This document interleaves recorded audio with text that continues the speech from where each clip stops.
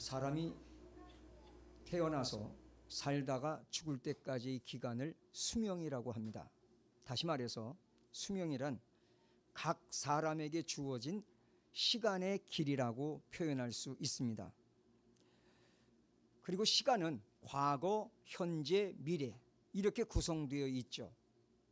이 중 어디에 중점을 두고 살아가느냐에 따라서 삶의 유형이 나뉘게 되고 그 삶의 유형에 따라서 삶의 질이 결정됩니다. 그러니까 사람들은 수명이 다 똑같질 않아요. 주어진 시간의 길이가 다 달라요. 그러니까 젊은 사람이 나이 드신 분들보다 먼저 갈 수도 있는 것이죠. 중요한 것은 삶의 질이에요. 우리가 이 세상에 사는 동안 어떻게 사느냐, 정말로 행복하게 살았느냐, 정말로 기쁘고 즐겁고 사랑하며 살았느냐, 아니면 늘 근심하며 살았느냐, 늘 아웅다웅 다투면서 살았느냐, 늘 절망하면서 어두움 속에서 살았느냐, 늘 죄 가운데서 살았느냐, 이런 것들이 다른 것이죠. 우리는 충분히 양질의 수명을 누릴 수 있는 사람들이 되어야 합니다. 지난주에 여러분에게 말씀드린 것처럼 하나님께서 우리에게 주신 본래의 모습은 어두운 것이 아니에요. 있는 그대로 보기에 좋은 거예요. 모든 것이 기쁘고 감사한 거예요. 모든 것이 사랑스러운 거예요. 그런데 이것을 죄 때문에 잃어버렸다는 거예요. 그래서 세상에 묻혀 삽니다. 삶의 질이 달라져 버려요. 어두움 속에 묻혀 살아요. 우리가 왜 근심으로 살아야 합니까? 우리가 왜 슬픔으로 살아야 합니까? 우리가 왜 미워하면서 살아야 됩니까? 우리가 왜 인생을 허비해야 됩니까? 우리는 충분히 기쁨을 누릴 수 있는 사람들입니다. 늘 감사하며 살 수 있는 사람들입니다. 늘 밝음 가운데 살아갈 수 있는 사람들입니다. 하나님이 함께 하시기 때문입니다. 주의 성령께서 우리를 인도해 주시기 때문입니다. 하나님의 은혜가 우리에게 항상 내려오고 있기 때문입니다. 이것에 대한 믿음, 이것이 중요하다는 것이죠.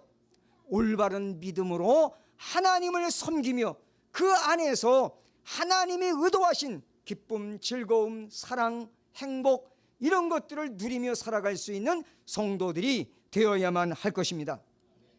그런데 이것이 살아가면서 내가 어디에 중점을 두고 살아가느냐, 지나온 날들, 즉 과거에 중점을 두고 거기에 모든 초점이 맞춰진 삶을 사느냐, 아니면 오로지 현재에만 초점이 맞춰진 삶을 사느냐, 아니면 미래에 초점이 맞춰진 삶을 사느냐, 여기에 따라서 완전히 달라진다는 것이죠. 먼저 과거형에 대해서 말하자면 이들은 과거에 매여서 현재를 살아가는 사람들입니다. 이 과거형도 두 가지가 있는데요. 하나는 인과형이라고 합니다. 인과라고 하는 말은 원인과 결과라는 뜻인데, 과거에 의해서 현재, 과거라는 원인에 의해서 현재가 결과고 이것이 결정된다, 이렇게 생각하는 사람들입니다. 현재의 삶은 과거에 그가 행한 선과 악에 대한 보응으로 주어진 것이기 때문에 아무리 발버둥 쳐도 그 과거의 영향력에서 벗어날 수가 없다는 겁니다. 그러니까 현재의 삶은 과거에 행한 자기의 행위에 대한 책임을 짊어지는 것이라는 말입니다. 이것을 인과응보라고도 하고 불교에서는 흔히 업보라고 표현하기도 합니다. 단순히 현재에서의 과거만 말하는 것이 아니에요. 전생까지 거슬러 올라가서 자기가 저지른 행위에 대해 그 값을 받으며 살아간다는 겁니다. 제가 어려서 우리 할머님에게 아주 귀가 따갑도록 들은 말 중에 몇 가지 항상 기억에 남는 말들인데, 그 중에 하나가 속상한 일만 있으면 내가 전생에 무슨 죄를 많이 지어서 이놈들이 이렇게 속을 세게 나, 내가 전생에 무슨 죄를 많이 지어서, 늘 그럽니다. 이게 과거형이에요. 인과형입니다. 전생에 내가 행한 그 행위들이 현재의 나의 삶을 결정하고 있다는 겁니다. 이들에게는 현재도 없고 미래도 없습니다. 현재도 미래도 모두가 과거에 의해서 규정될 뿐입니다. 여기에서 소위 숙명론 혹은 염세론이라는 것들이 생겨납니다. 철저히 과거에 의해서만 살아가는 겁니다. 만일 우리가 과거에 어떤 잘못한 일이 있다면 그 과거를 뉘우치고 싶을 거예요. 고치고 싶을 겁니다. 만일 지우개로 지울 수만 있다면 빡빡 문대서 지워버리고 싶을 겁니다. 그러나 과거는 지워지지 않습니다. 이름을 바꾸고 호적을 바꾸고 국적을 바꾸고 성형수술해서 얼굴을 바꿔도 지워지지 않아요. 어떻게 할 길이 없습니다. 그러니까 후회하기도 하고 뉘우치기도 하고 반성하기도 하지만 그래도 마음이 편치 않으니까 늘 과거에 쫓기면서 피곤하게 인생을 살아가는 겁니다. 그렇게 인생을 마치면 참 불쌍한 것이지요. 다른 하나는 회고형입니다. 늘 뒤를 돌아보고 생각하면서 거기에 묶여 사는 겁니다. 이 사람들은 과거의 실패와 성공 혹은 슬픔과 기쁨에 고정되어 있습니다. 현재라는 시간을 오로지 과거의 영화와 성공을 추억하며 자랑하거나 과거의 실패와 아픔을 곱씹으며 스스로를 위축시키는 데 사용합니다. 그래 우리 흔히들 우스갯소리로 하는 말로 라떼는 말이야 이런 말들이 있잖아요. 우리는 라떼 인생이 되면 안 됩니다. 우리의 생각이 과거에 머물게 되면 그 과거는 마치 블랙홀처럼 우리의 현재와 미래라는 시간까지도 다 빨아들이게 됩니다. 결국 과거에 매여서 소중한 인생을 허비하게 되는 것입니다.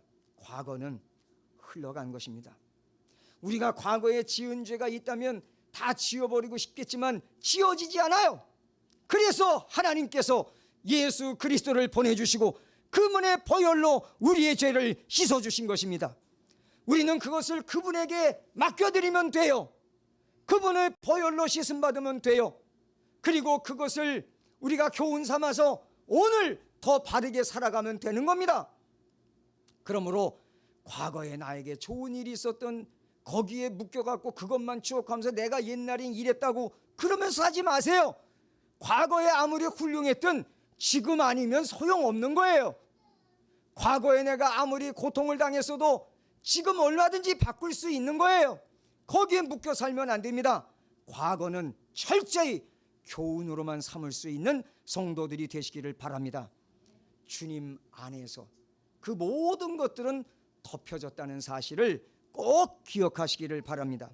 그 다음 미래형은 오직 미래만을 바라보는 사람들입니다. 막연하지만 앞으로는 좋은 일이 있을 것이라고 생각하면서 사는 것입니다. 더 나은 미래를 위해서 현재를 투자합니다. 오늘의 고생은 축복된 앞날을 위한 것이라고 생각합니다. 그래서 여기에서 고진감래, 와신상담 이런 말들이 생겨납니다.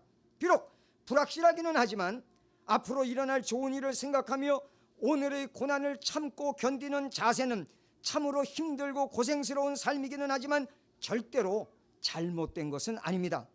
하지만 그것으로만 끝나면 그것은 마치 무지개를 쫓는 것과 같습니다. 미래가 없는 현재도 문제지만 현재가 없는 미래도 문제예요. 무엇보다 중요한 것은 현재입니다.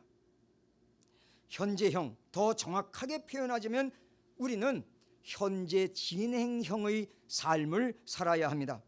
현재를 즐기라는 겁니다. 현재를 만족하라는 겁니다. 현재에 감사하라는 겁니다. 현재에 충실하라는 겁니다. 하지만 한 가지, 현재의 좋은 순간에만 머무르고자 하는 자세는 오히려 과거형보다 더 심각한 삶이 될 수 있습니다. 오늘 우리가 함께 읽은 말씀에 보면 예수님께서 베드로, 요한, 야고보 이 세 제자를 데리고 한 높은 산에 올라가셨습니다. 그런데 그곳에서 예수님의 얼굴이 해같이 빛나며 그 옷이 빛과 같이 휘어지는 영광스러운 모습으로 변화되셨습니다. 그리고 모세와 엘리야가 내려와서 예수님과 대화를 하는 겁니다. 그 모습을 보니까 정말로 형용할 수 없는 아름다움으로 가득 찼습니다. 그때 세 명의 제자가 말하기를 주여 우리가 여기 있는 것이 좋사오니 주께서 만일 원하시면 여기에 초막 셋을 짓되 하나는 주님을 위하여, 하나는 모세를 위하여, 하나는 엘리야를 위하여 짓겠나이다. 지금 무슨 소리 하는지도 모르고 그들은 그 황홀경에 취해가지고 그런 말이 터져 나오는 거예요. 이 순간에 영원히 머무르고 싶다는 거예요. 저 밑에 이제는 내려가고 싶지 않다는 거예요. 이런 놀라운 세계가 있는지 몰랐다는 거예요. 그러니까 여기서만 살고 싶다는 거예요. 저 밑에 다른 제자들도 있잖아요. 예수님은 지금 요거 때문에 오신 게 아니잖아요. 그런데 이 사람들은 그 아주 작은 그 영광을 보더니 도취되어 버린 겁니다. 여기서 계속 살았으면 좋겠습니다. 그러는 겁니다. 그들은 그곳에서 현재 자신들의 삶 속에 임한 하나님의 은혜와 영광을 발견했습니다. 이것은 정말로 큰 은혜요, 대단히 중요한 발견입니다. 오늘 우리도 이런 은혜를 발견해야 됩니다. 현재 바로 지금 나의 삶 속에 임하여 있는 하나님의 은혜를 발견하고 오늘을 기대하고 감사하고 행복한 삶의 고백으로 채워나가야 합니다. 그런데 문제는 거기에 머무르면 안 된다는 겁니다. 제자들은 그 상태에 머무르려고 했습니다. 항상 지금만 같아라 라고 하는 겁니다. 항상 지금만 같아라. 하지만 그때 호련히 빛난 구름이 그들을 덮더니 그 구름 속에서 소리가 났습니다. 하나님의 음성이 들려온 것입니다. 이는 내 사랑하는 아들이요 내 기뻐하는 자니 너희는 그의 말을 들으라. 오늘 말씀에 명시적으로 기록되어 있지는 않지만 예수님은 그들에게 내려가자고 말씀하셨습니다. 그렇기 때문에 내려온 것입니다. 그런데 내려가니까 조금 전에 그 은혜도 영광스러운 광경도 더 이상 보이지를 않는 겁니다.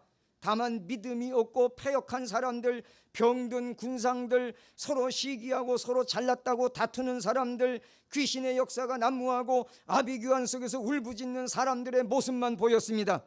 바로 이런 현실 속에서 하나님의 뜻을 찾고 하나님의 은혜를 발견하고 나의 사명을 발견하고 그 현실에 충실함으로 기쁨과 감사와 행복을 발견하고 만들어 나가는 사람들, 바로 그 사람이 성숙한 사람이고 가장 바람직한 인생을 사는 사람이며 하나님이 기뻐하시는 사람입니다. 그들이 산 위에서 본 예수님의 모습은 그 얼굴이 해같이 빛나며 그 옷이 빛과 같이 희어진 너무나도 영광스럽고 신비스럽고 아름다운 모습이었어요. 말로 형용할 수 없는 그 놀라운 형상은 장차 예수님께서 하나님의 나라에서 회복하게 될 천상의 모습을 아주 살짝 보여주신 겁니다. 우리도 장차 하나님의 나라에 이를 때에 그렇게 변화될 것입니다. 이것을 믿으시기 바랍니다. 우리에게는 그 미래가 확실하게 보장되어 있습니다. 이것을 믿음으로 지금 나의 것으로 만들 수 있어야 한다는 겁니다. 바로 이 소망을 지금 우리의 가슴에 품고 그날의 영광을 위해서 현재 우리에게 주어진 환경과 일을 하나님이 기뻐 받으실 수 있는 아름다운 모습으로 변화시키기 위해 기쁜 마음으로, 감사한 마음으로, 행복한 마음으로, 그리고 믿음으로 가꾸어 나가는 것, 바로 그것이 신앙인의 삶입니다. 오늘까지 살아오면서 언제가 가장 행복하셨습니까? 언제가 가장 만족했습니까? 이 질문에 바로 오늘, 바로 지금이라고 대답할 수 있어야 한다는 겁니다. 나는 오늘을 위해, 지금 이 순간을 위해 한평생을 살아왔다, 그렇게 말할 수 있을 정도로 장차 우리가 맞이할 영광을 현재 지금 나의 삶으로 끌어당겨서 그 감격으로 살아가는 사람, 바로 그 사람이 성공한 사람이며 행복한 사람입니다. 우리가 신앙생활하는 이유, 신앙생활의 목표는 바로 그런 사람이 되는 데 있는 것입니다. 많은 부모들이 자녀들을 낳아서 키우고 가르치느라고 온갖 고생을 무릅쓰고 수고를 합니다.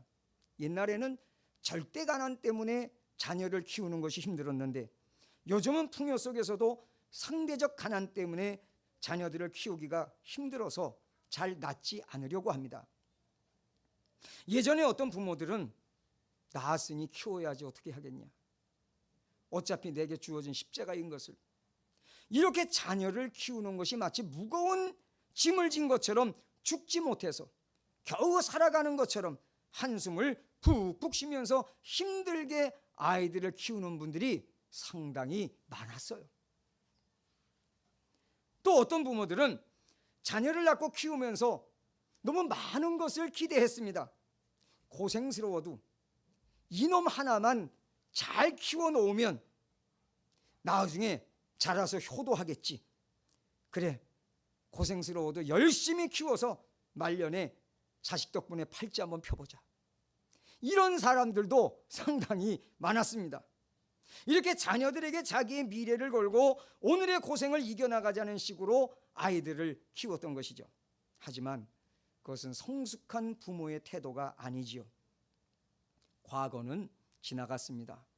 좋을 때도 있었고 좋지 않은 때도 있었지만 오늘 내가 어떻게 받아들이고 행동하느냐에 따라서 모두 유익한 경험으로 바뀌어질 수 있는 겁니다.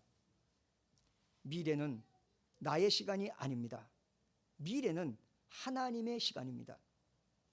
그것은 모든 것이 합력하여 선을 이루는 선물의 시간이 될 수도 있고 좌절의 시간, 통곡의 시간, 무서운 심판의 시간이 될 수도 있습니다. 그것을 결정하는 것은 바로 현재를 살아가는 나의 모습 속에 담겨 있습니다.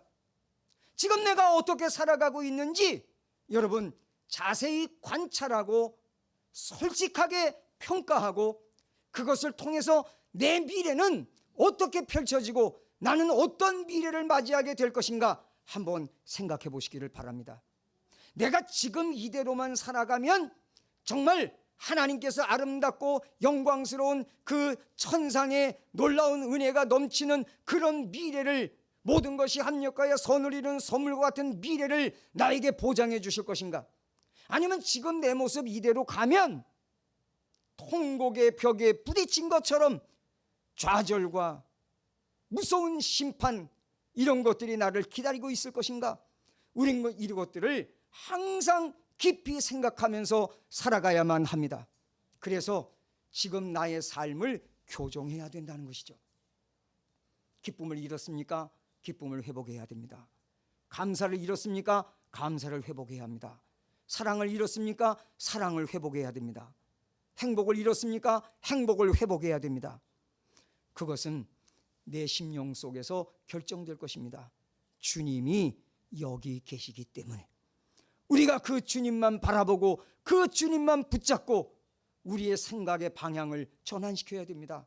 철저하게 과거의 모습, 현재도 답습하고 있는 그 추한 모습들, 아름답지 못한 모습들, 하나님의 뜻에 어긋난 모습들 철저히 회개하고 버려야 합니다. 그리고 하나님이 기뻐하시는 모습들로 채워나갈 수 있는 그런 성도들이 되어야 합니다. 아이들을 보면 너무너무 예쁘죠. 모두 하나님께서 주신 아름다운 선물들인 것을 알기 때문에 너무 감사합니다. 그래서 그 아이들을 위해 수고하는 것 자체가 행복입니다. 하루하루의 삶이 감사할 뿐입니다. 바로 이런 자세가 필요합니다. 저 우리 쌍둥이 키우는데 너무너무 힘드니까 쟤네들 막 이렇게 할 때 막 야단도 치고 얼마나 힘들다고 이런지 몰라요. 근데 가면요 금방 또 보고 싶어요. 금방 또 이 전화로 보거나 이렇게 또 너무너무 이쁘고 금방 보고 싶고. 그런데 왜 그것이 애들하고 함께 있을 때 안 되는지 모르겠어요. 그잖아요? 그럼 그게 정상일까요? 우리는 그걸 정상이라고 생각해요. 왜? 애가 당장 앞에서 속색이고 힘들게 하니까. 우리가 다 감정이 있는 사람인데 감정의 영향을 받으니까 이게 정상이라고 생각해요. 근데 그것은 정상은 아닙니다. 그 순간 그 아이를 보는 것이 아니라 그 아이는 당연히 그러는 거예요. 그럴 때니까. 근데 내 기준으로 내 입장에서 평가해 버리는 거예요. 그러니까 힘들어지는 거예요. 그러니까 이놈의 자식 이러는 거예요. 항상 우리는 있는 그대로 볼 줄 알아야 되는데 이것이 안 되더라는 것이죠. 이것이 바로 타락한 죄성 때문이에요. 우린 이것을 회개해야 된다는 것이죠. 이걸 바꾸고 변화시켜야 된다는 것이죠. 이건 기도로 되는 겁니다. 하나님 앞에 기도하면서 늘 나를 변화시켜 나갈 수 있어야 돼요. 모든 것이 마찬가지예요. 어려운 환경 속에 처했을 때 우리가 그 안에서 항상 기뻐하라, 쉬지 말고 기도하라, 범사에 감사라고 하셨는데, 성경은 그것이 정상이기 때문에 그렇게 말씀하신 겁니다. 그거의 비정상이면 그렇게 말씀 안 해요. 근데 우리는 그렇게 생각 안 해요. 지금 내 환경이 안 그런데. 제가 교인들하고 이런 얘기하면서 자꾸 따득거리다 보면, 목사님이 제 입장 안 돼 보셔서 몰라서 그래요. 목사님 세상 물정을 몰라서 그러세요. 목사님은 안 아파서 그래요. 이렇게 얘기해요. 그거 아니에요, 여러분. 목사는 성경 얘기하는 겁니다. 서로 내가 그렇게 못 산다 할지라도 목사는 성경 말씀을 전해줘야 되는 것이죠. 나는 안 그러면서 위선 떨면서 그 사람에게만 요구하는 것이 아니라, 나도 그런 인간인 거 알고 회개하고 변화시켜 나가면서 우리 믿는 사람들은 이렇게 살아야 되지 않겠소? 그러는 거 아닙니까? 목사가 세상 물정 다 알아서 뭐 한다고요? 그리고 세상 물정 모르는 사람은 또 어디 있어요? 그렇지 않습니까?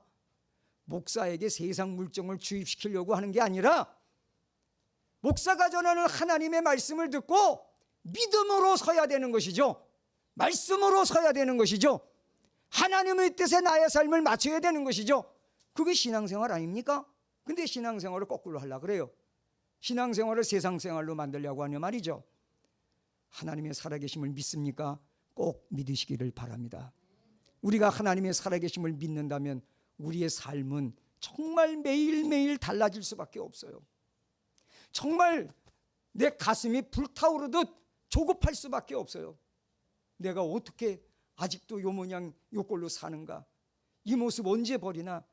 우린 이렇게 근심하면서 하나님 앞에 회개할 수밖에 없어요. 거룩한 근심은, 믿음으로 하는 근심은 우리를 하나님의 은혜와 구원으로 이끄는 축복이 되는 겁니다.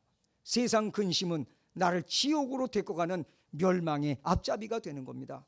항상 거룩한 근심 속에 살아가시기를 바랍니다. 그것이 우리에게 기쁨을 주어요. 그것이 우리에게 감사를 주어요. 그것이 우리를 행복하게 만들어 나가는 겁니다. 결혼 생활도 마찬가지예요. 어차피 결혼했으니까 어쩔 수 없이 살아야 되는 것 아니냐. 지금까지도 살아왔는데 그냥 계속 살아야지 어떻게 하겠냐. 옛날에 이런 분들 많았어요. 그런 말 참 많이 들었어요. 이거 아주 잘못된 결혼 생활입니다. 그렇게 살려니 얼마나 비참하고 힘들겠습니까? 사랑은 항상 현재적이어야 합니다. 과거에는 사랑했는데 라거나 살다 보면 정이 들고 사랑하게 될지도 모르지, 그렇게 말하면 안 됩니다. 지금 사랑해야 되는 겁니다. 지금 서로를 즐겨야 되는 겁니다. 지금 행복해야 되는 겁니다. 무조건 서로를 즐겨야 하는 겁니다. 그렇지 않으면 불행할 수밖에 없어요. 비참해지는 겁니다. 사람들이 어떤 일을 하게 되는 동기를 보면 형벌이 무서워서 하게 되는 경우도 있고, 또 보상을 바라고 하게 되는 경우도 있습니다. 지난주에 제가 아이들 보고 오늘 예배 잘 드려야 돼, 떠들면 안 돼, 떠들면 예배 끝나고 할아버지한테 어떻게 되지? 혼나요. 그래요, 혼나. 근데 안 떠들면 할아버지가 어떡하지? 칭찬해줘요. 그 칭찬해주니까 약속하자. 이따 예배 끝나고 할아버지가 칭찬해주게 안 떠들면 안 돼. 지난주에 모범적으로 잘 드렸어요. 예? 혼나. 이거는 협박하는 거예요. 그러니까 형벌이 무서워서 애들이 그러는 걸 수 있죠. 근데 오늘은요, 제가 또 어제부터 오늘 아침 계속 약속을 했어요. 지난주에 정말 예배 잘 드렸어. 칭찬, 역시 할아버지 손주들이야. 오늘도 잘 드려야 돼. 그러면 할아버지가, 걔네가 어저께 일부러 비싼 딸기를 사다 놨어. 걔네들 좋아하길래 이 딸기를 줄 거야. 그리고 또 과자 지 아빠가 하나 사다 놓은 거 쟤네 좋아한다는 게 있어요. 한번 먹어보고 맛있다 그런 게 있어요. 그걸 사왔더라. 이것도 줄 거야. 그러니까 떠들면 안 돼. 네, 또 약속했어. 오늘 떠드는 거 봤어요? 자잖아 차라리. 이것은 보상을 바라고 하는 거죠. 이렇게 사람들이 어떤 일을 하게 되는 동기가, 이런 동기들이 있어요. 그런가 하면 존경과 감사와 사랑이 일의 동기가 되는 삶이 있습니다. 오늘 우리는 어떤 동기로 살아가고 있는지 생각해 봐야 됩니다. 형벌이 무서워 살아가는 사람이 되면 안 됩니다. 보상을 바라며 살아가는 사람이 되면 안 됩니다. 하나님에 대한 사랑이, 하나님에 대한 존중이, 하나님에 대한 감사가 우리가 살아가고 일하고 섬기는 동기가 되어야 합니다. 여기에서 힘이 생기는 것이죠. 기쁨이 있는 것이죠. 누가복음 10장 38절로 42절에 보면 두 자매에 대한 이야기가 나옵니다. 마르다와 마리아예요. 특별히 이 중세 수도원에서는 이 두 자매의 모습을 수도 생활의 모델로 생각하기도 했습니다. 그래서 여러 수도원들의 벽화 가운데는 이 마르다와 마리아의 그림이 유독 많습니다. 마리아는 기도하는 사람의 모델로 생각했어요. 그래서 백합화로 표현했습니다. 그런가 하면 마르다는 열심히 일하는 사람의 모델로 생각했습니다. 그래서 개미로 상징했습니다. 그래서 마리아와 마르다를 기도와 노동, 이 두 가지 이미지로 생각해서 기도 없는 노동도 문제고 노동 없는 기도도 문제다. 기도만 하게 되면 태만하게 되고 노동만 하게 되면 교만하게 된다. 그러므로 기도와 노동을 함께 병행해야만 균형 잡힌 수도 생활을 할 수 있다. 이렇게 가르쳤어요. 미국 남캘리포니아 대학의 샤론 코넬리라고 하는 교수가 워크 스피릿, 직업 정신에 대해서 말했는데요. 바른 직업 정신을 가진 사람들은 어떤 사람들이냐? 이에 대해 세 가지 특징을 말했습니다. 첫째, 목적 의식이 분명하고 일의 의미를 확실히 알고 일을 하는 사람들입니다. 지금 내가 어떤 일을 하든 내가 이 일을 하는 목적이 뭐냐? 이 일 속에 담긴 의미가 뭐냐? 이것을 분명히 알고 살아가는 사람들과 그렇지 못한 사람들이 있어요. 이 사람들의 삶의 질은요, 천지 차이입니다. 내 직업이 무언가는 상관없어요. 세상에는 숱한 직업 종류가 있어요. 거기에는 사람들이 소위 천하게 생각하는 직업도 있고 정말 부러워하는 직업도 있어요. 근데 우리 예수 믿는 사람들은 그걸 보는 관점이 달라져야 돼요. 우리가 보는 세상의 일은 천하고 귀한 구분이 없어요. 그 일을 하는 목적이 뭐냐? 내가 하는 일 속에 어떤 의미가 담겨 있냐? 이게 중요해요. 성경은 뭐라고 합니까? 먹든지 마시든지 무엇을 하든지 하나님의 영광을 위하여 하라. 내가 지금 무슨 일을 하든지 먹고 살기 위해서만 하는 게 아니에요. 하나님의 영광을 위해서 하는 거예요. 내가 이 일을 잘 감당함으로 하나님께 영광이 돼야 돼요. 우리 예수 믿는 사람들은 항상 여기다가 예수쟁이 그리스도인이라고 써놓고 다녀야 된다 그랬죠? 예수 안 믿는 사람들은 여기다 뭐 써놓고 다녀요? 666 짐승의 표를 써놓고 다닌단 말이에요. 이게 우리 눈에 안 보이지만 영적으로는 다 드러나 있는 거예요. 근데 우리는 육적으로 드러나게 써놓고 다녀요. 뭐 여기다 문신하고 다니라는 건 아닙니다. 밝히고 다니라 그 말이에요. 예? 어디 가든지 나는 그리스도인임을 밝히세요. 그리고 그리스도인으로서 하나님께 영광이 되게 하기 위해서 내게 맡겨진 이 일을 내가 어떻게 해야 되느냐, 이거를 생각하라는 얘기죠. 제가 군에 있을 때 군종사병이었는데 거긴 목사님이 안 계시니까 이 인사계가 교회를 안 보내줘요. 군종사병은 만년 이 사역병이에요. 아침에 집합을 시켜요. 좋은 보직 가진 애들은 다 일하러 가고 이 보직에 좀 형편없는 애들은 남아요. 저는 거기에 항상 껴 있습니다. 그러면 인사계가 맨 처음에 이렇게 말합니다. 화장실 청소한 사람 자원해서 손 들으라는 거예요. 손 안 들어요. 화장실이요, 그 군대에 갔다 오신 분들은 알지만 군대 화장실은 밑에가 통짜로 되고 엄청 넓습니다. 다 세면으로 다 칠해놔가지고 굉장히 넓습니다. 칸이 많으면 다 똑같이 떨어져서 이만큼 차 있어요. 더러워요. 그거 청소하려면 위에를 청소하는 걸 말하는 게 아니에요. 위에 청소 깨끗이 한 다음에 밑으로 들어가는 거예요. 그거 이제 어느 정도 퍼낸 다음에 이제 바닥에 남아 있는 것들이 있잖아요. 그거는 놔두는 게 아니에요. 밑에 들어가서 물로 다 뿌려가지고 다 긁어내고 아주 반짝반짝하게 청소해 놓는 겁니다. 군대에서는 그렇게 해야 돼요. 그러니까 안 하려고 그래요. 제가 항상 1차적으로 손듭니다. 안기호, 네가 손들 줄 알았어. 가서 하고 하는 대로 쉬어. 교회 가라 그 말이에요.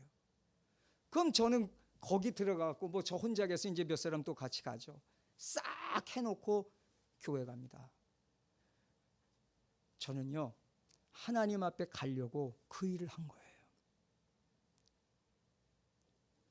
그리고 내가 예수 믿는 사람이니까 적당히 해놓고 가면 저 예수 믿는 놈이 저 군종사병이 왜 저래? 이럴 거 아닙니까? 깨끗이 해놓는 겁니다.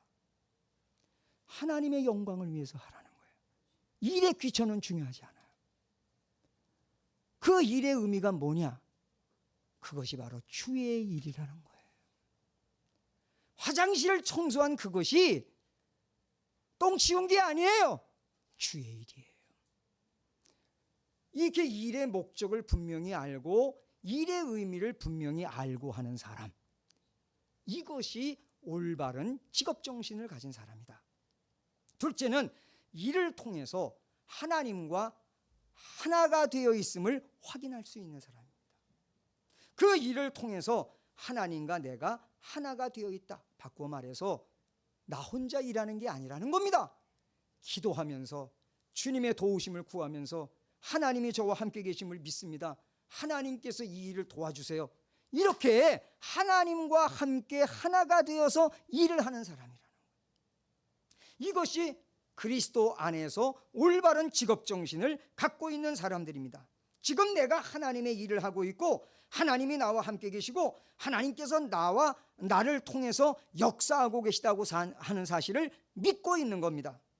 이런 자세를 갖는 것이 일을 통해서 하나님과 내가 하나됨을 확인하는 것입니다.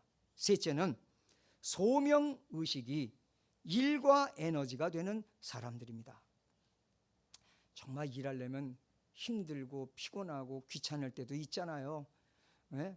다들 일하시는 게 힘들겠지만 나는 우리 김옥경 집사님 하는 일 저거 힘든 거예요. 예? 식당에서 일하는 거 정말 힘든 거예요. 예?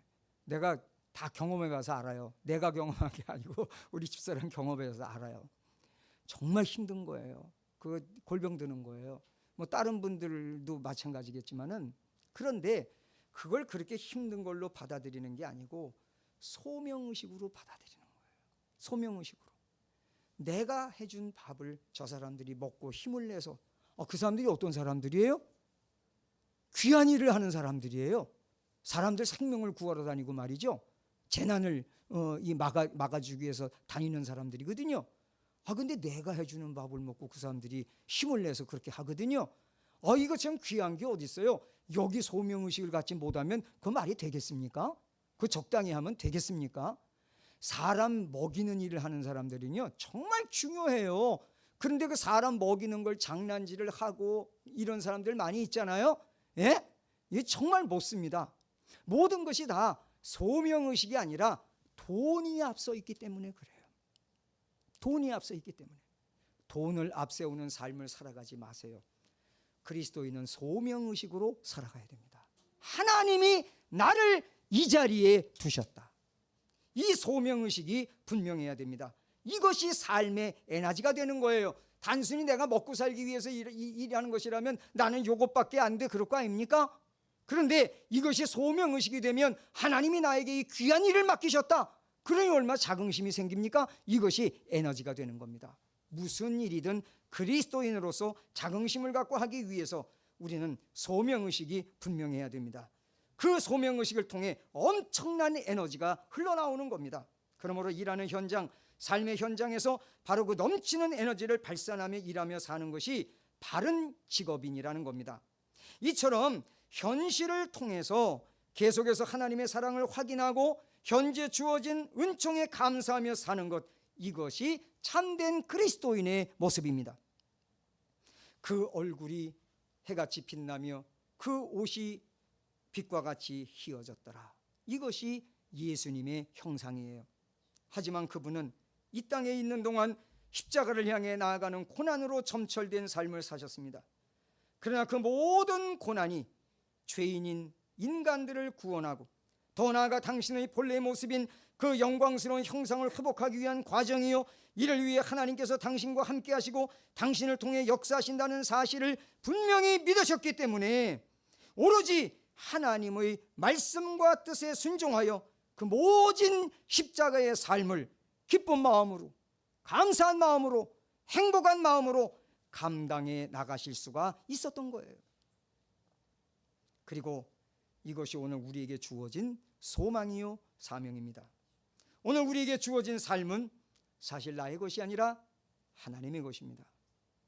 나를 위한 것이 아니라 하나님을 위한 것이라는 말씀입니다. 다시 말해서 하나님의 일입니다. 우리는 지금 하나님의 일을 하고 있는 겁니다. 여기서 목사가 설교하는 것만 하나님의 일이 아니에요. 이것도 올바르게 하지 않는다면 그것은 하나님의 일이 아닙니다. 여러분이 그리스도인으로서 예배를 드리고 나가서 가정과 일터에서 하는 모든 일 속에 나타나는 모습 속에 내가 그리스도와 함께 하나님께서 나에게 맡겨진 소명으로 알고 하나님과 하나 되어서 하나님의 영광을 위해서 해나가면 그것이 주의 일이 되는 거예요. 여러분은 주의 일을 하기 위해서 나갈 겁니다. 이 말씀을 마음속에 정말 깊이 새기고 주님의 일을 하기 위해서 올바로 믿음으로 감당해 나갈 수 있는 성도들이 되시기를 바랍니다. 하나님은 그 일을 통해서 우리와 하나가 되어 있으실 겁니다. 하나님이 나와 함께 하시고 나를 통해서 역사하실 겁니다. 우리가 이것을 분명히 깨닫고 믿는다면 지금 우리의 삶이 어렵고 힘들다고 그 상황을 회피하려고 혹은 벗어나려고 몸부림치거나 지금 모든 것이 만족스럽다고 그 자리에 안주하려고 하지 않습니다. 다만 하나님께서 제자들에게 이는 내 사랑하는 아들이요 내 기뻐하는 자니 너희는 그의 말을 들으라 이렇게 말씀하신 대로 오로지 주님의 말씀에 순종하여 나의 삶에 깃들어 있는 주님의 뜻을 이루기 위한 사명으로 살게 됩니다. 그러므로 오직 믿음으로 주님과 함께 기쁜 마음으로, 감사한 마음으로, 행복한 마음으로 내게 주어진 삶, 즉 내게 주어진 하나님의 일을 잘 감당하면서 아름답게 만들어 나가는 저와 여러분이 될 수 있기를 주의 이름으로 축원합니다. 기도하시겠습니다.